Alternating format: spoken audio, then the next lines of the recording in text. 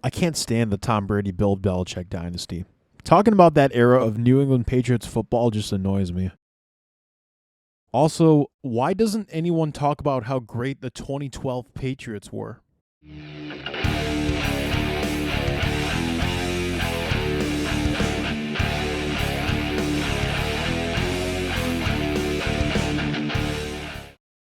You know some of the greatest NFL offenses of all time, don't you? The 1999 Rams, the 2013 Broncos, the 2016 Falcons, 1998 Vikings, 2007 Patriots.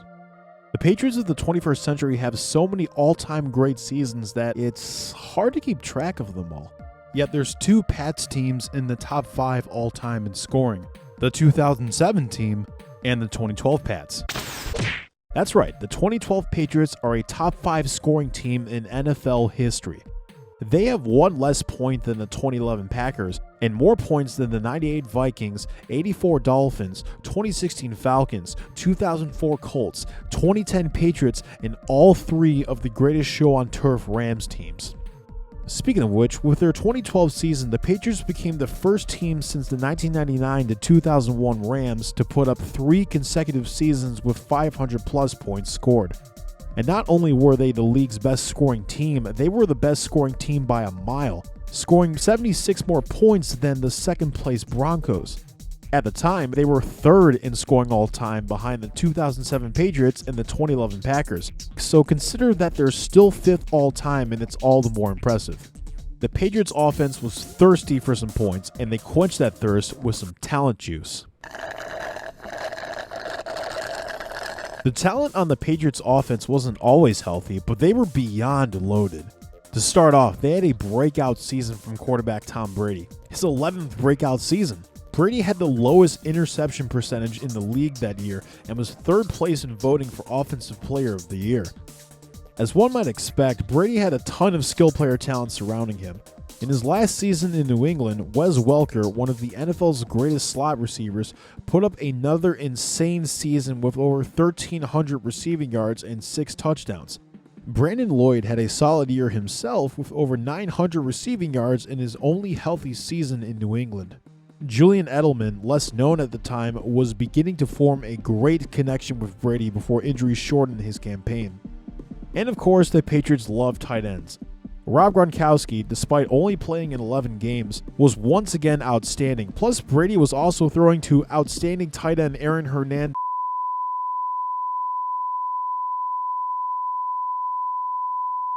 The Patriots balanced out an elite receiving corps with a borderline elite running game, finishing as Football Outsider's second most efficient running game on a snap-to-snap basis. They led the league in 2012 with 25 rushing touchdowns, spearheaded by second-year back Stephen Ridley.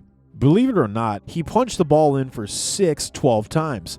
He was nicely complemented by Brandon Bolden, Shane Vereen, and receiving back Danny Woodhead, who played well on the ground and was a key connection with Brady through the air with 446 receiving yards and 3 touchdowns.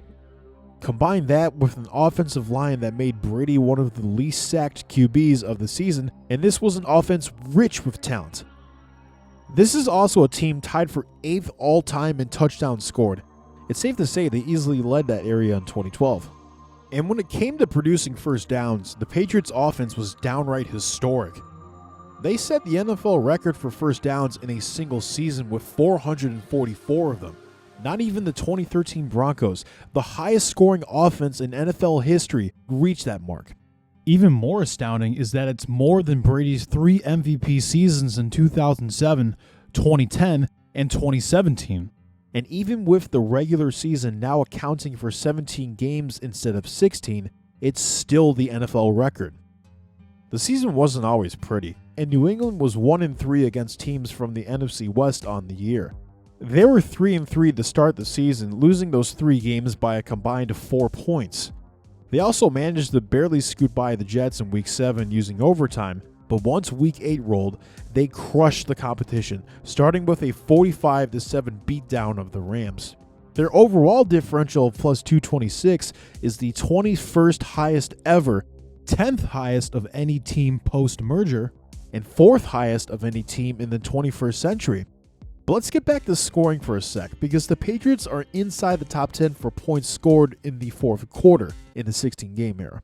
They're also inside the top 10 all-time for points scored in the first half, ranking higher than the 2011 Packers and 2013 Broncos, two teams that rank above them in total points scored.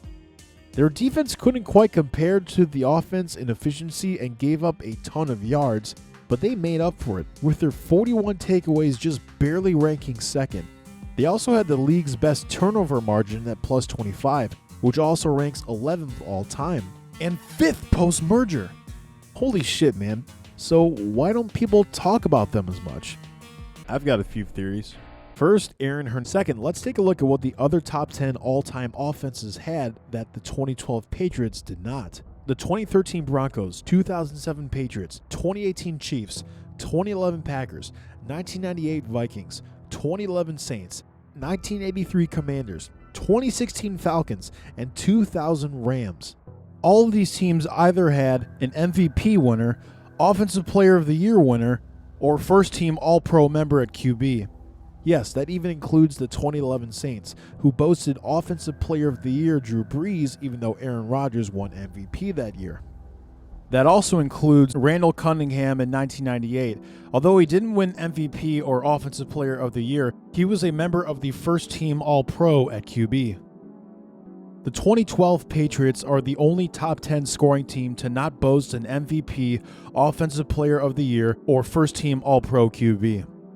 Brady had to compete with Peyton Manning for first-team All-Pro, and with Adrian Peterson coming back from a torn ACL and MCL to put up 2,000 rushing yards on a 10-6 playoff team, he was able to win MVP honors over Manning and Brady. And then, of course, the Patriots couldn't even make it to the Super Bowl, thanks to the powers of elite dragging QB Joe Flacco. The Ravens swept the Patriots in 2012, winning both the regular season and postseason, on their way to earning their second Super Bowl trophy in franchise history. There's no doubt that the all-time great statistics presented by the Patriots squad would be more recognized if they were just able to win it all. The closest the Patriots would get to matching their 2012 scoring mark was in 2014 and 2015. Though this team ended up underachieving in the playoffs, when they got hot, they got boiling hot. They kicked the shit out of opponents and displayed an incredible level of talent that was the closest to matching what the 2007 squad had. So what can we take from all this? Well, the next time you and your friends debate the greatest offense the sport of football has provided, be sure to bring up the 2012 Patriots. Thanks for watching. Take it easy.